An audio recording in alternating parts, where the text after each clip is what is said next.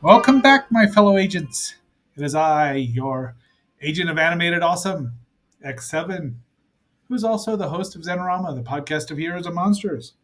Today we're going to look at a rather more obscure cartoon, animated cartoon from Japan, or as it was known then, a cartoon. Now it's called anime, even though it wasn't a term in 1967 when it was released. Well, it was in Japan.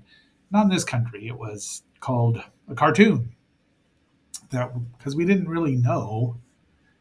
Well, anyway, it was released in 1967, March 19th, 1967 in Japan. It runs 80 minutes, and it was released over here into syndication 1969. It was dubbed by the Titan Crew, and according to the dubbing wiki, there's not a lot of information about this movie. Period. End of story. I mean, it's what the title was, and more about it, the Japanese version than the U.S. one. But it says that Fred Ladd was the voice director.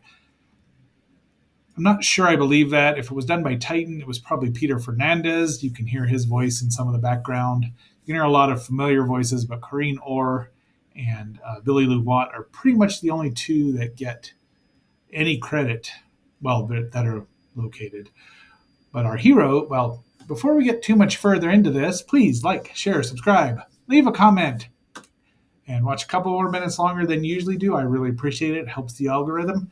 And if you want to be notified of any more new content, which we do daily, tomorrow is Ultraman Day. We've done a lot of Japanese stuff in a row, so we'll take a break from that Sunday. Well, Saturday with Shaolin Saturday. Be that as it may, grab yourself a big old bowl of hummus of perfection, your favorite delivery method, and let's talk about Jack and the Witch. We're going to listen to a little of the actual cartoon, the dub here.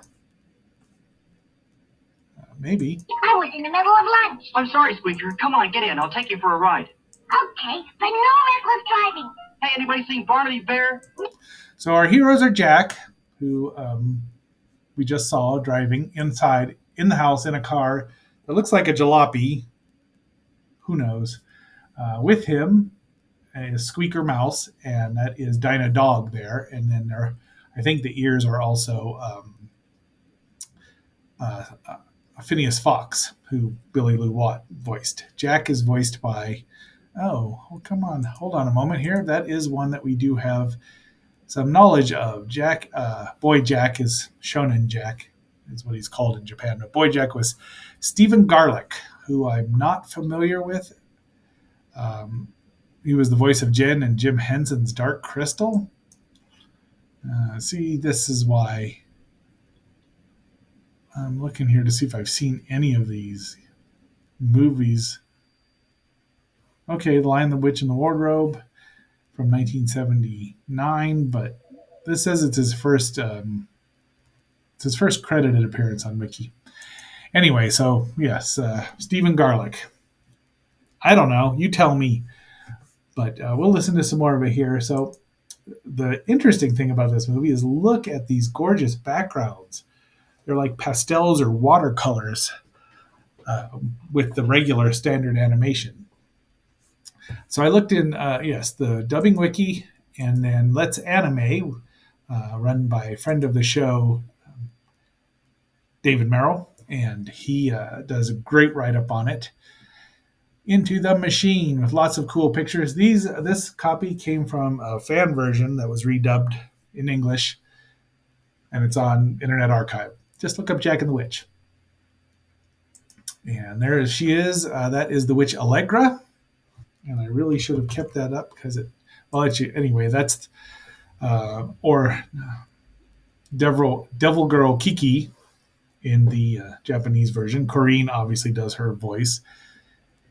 And Harpy is her younger brother Shibaru. Now that I didn't know. But we'll get into that. So she takes Jack and Squeaker Mouse on a ride on this helicopter thingy-mabob, which, of course, is their MacGuffin to get her. Oh, she's coming down. I'm going to do what she wants. I don't know, Squeaker. Let's go and ask him. Definitely not Peter's voice dubbing, but and then she takes to the witches. Allegra, no, that's Allegra. Takes them to, let's see, the witch Grendel, which she's called Ariana in the U.S. dub, and it's probably Corrine doing it. She probably did most of the female voices, and she did many of the voices, since it's all a young cast, which might be why you don't hear Peter or too many of the other ones. Except Barnaby Bear has got definitely a male's voice, I would think, and he's just called Bear Cub. I like the English names. Anyway, so Squeaker Mouse, they're in there, and as they fly by, they see another harpy bringing a boy to the castle, and they're there to turn him into more harpies. See, there's the witch Ariana, or Grendel. Grendel makes a lot more sense. It's kind of set in a European location, even though none of them have European accents. Go figure. And our heroes, Dinah Dog and Barnaby Bear and Phineas Fox, drive off to get them. The fox is driving the car, of course. They're having a ball. You know something, Phineas Fox? I think you're just jealous because he's having fun. I am not. I am. So here's her voice. It's just wanted another little boy. That makes 13 today. It's always been my lucky number. I mean, But she's going to take over, I guess, someplace. We don't actually know. And there's Harvey Harpy, who turns into one of the heroes quickly. And there, we're right at that machine.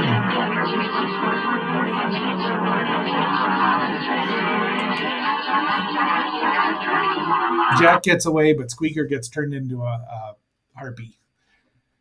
Now, once again, the backgrounds here are amazing. The animation's fine for 1960, 67. It looks good. I mean, it's nice and colorful. When I first saw this movie about 20 years ago, 30 years ago, US dub, full frame version. It had the print had a big old splotch in it most of the way through. It was because 16 millimeter, of course. No one thought they needed to save these things. I'm glad they did to get the dubs back, but I was not that impressed. The friend that sent it to me really likes it because it's got the voice cast, and he must have seen it growing up. I did not. I wish I would. We got to see Pinocchio in outer space, Alakazam several times, even the Hanna-Barbera movie version of the Three Musketeers, which they made in Australia, but not this. And there we go.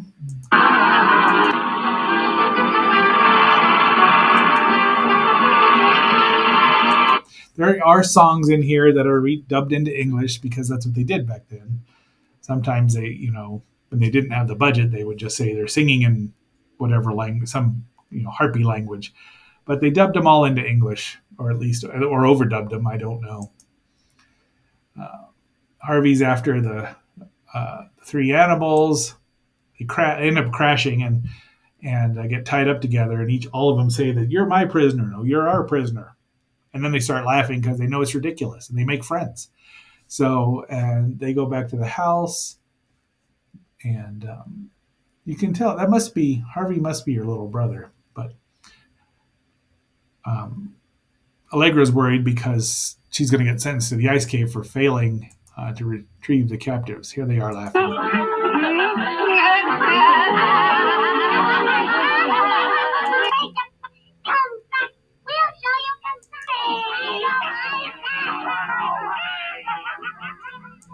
That's what she's dreaming right there. So part of the house gets lifted up, and everyone's tried to be. They really want these four animals and one guy. Yeah, one dude. I guess he's supposed to be young, but it's hard to tell. He's just a generic young age boy Jack, or young Jack, as the case may be.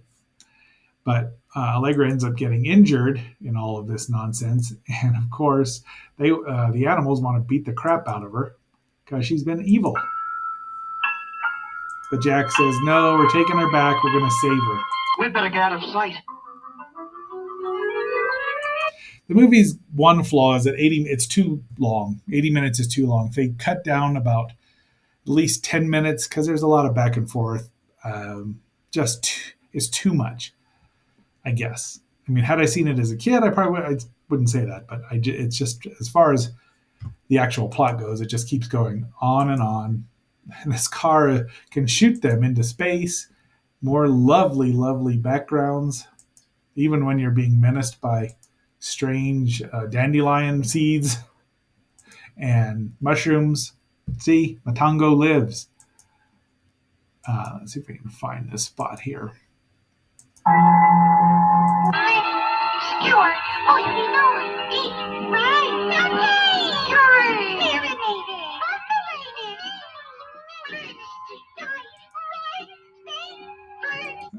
Our heroes get separated back and forth several times. There's Dinah Dog and Phineas Fox. And then Allegra does get sentenced to the eternal ice caves. Boop, there she goes. And the animals have recaught Squeaker, or captured Squeaker, and he's still an ass. He was an ass as a mouse, and he's an ass as they tell him that. What'd you say? But they're determined to rescue their friend, even though they don't like him very much, apparently. But then they all, there's Ariana using her magic crystal, her crystal ball, and she's got this chain whip, which is a pretty powerful weapon. Squeaker's gotten back and is happy because he's loyal.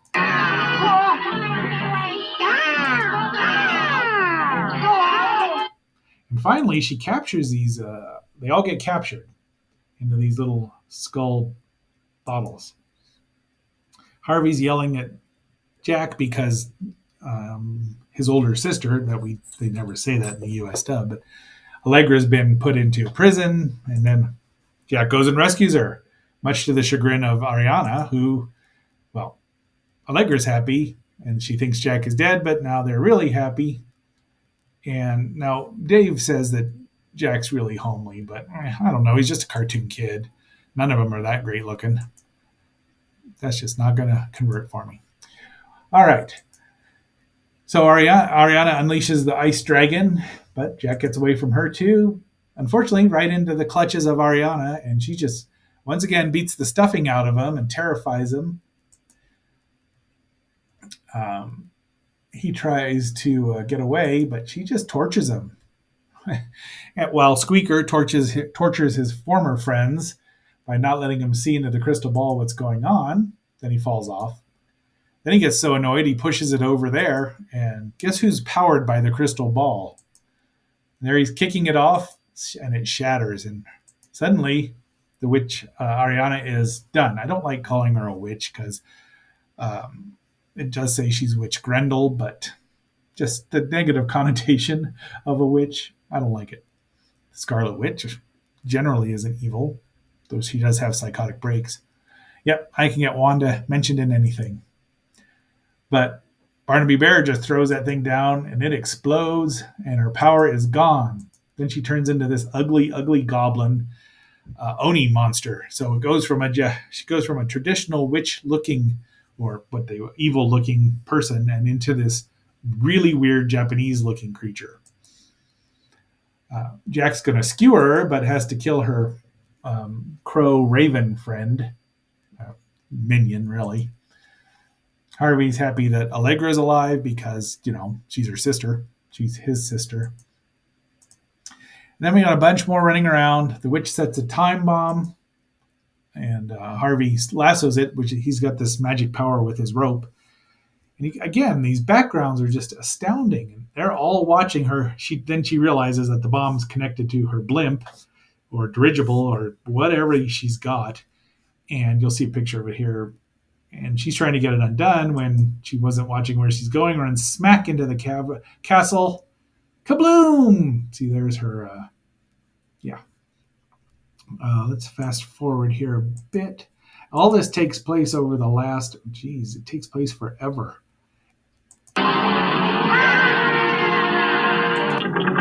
There's the ticking.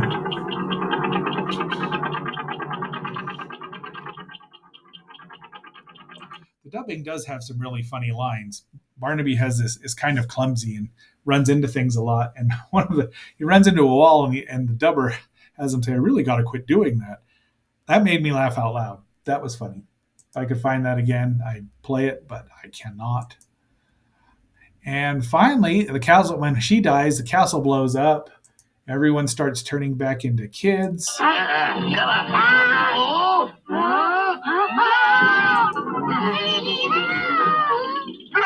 And Squeaker turns back into a mouse, which is right about here. See? Bazinga. Come back here, you coward! Back in fight! Oh,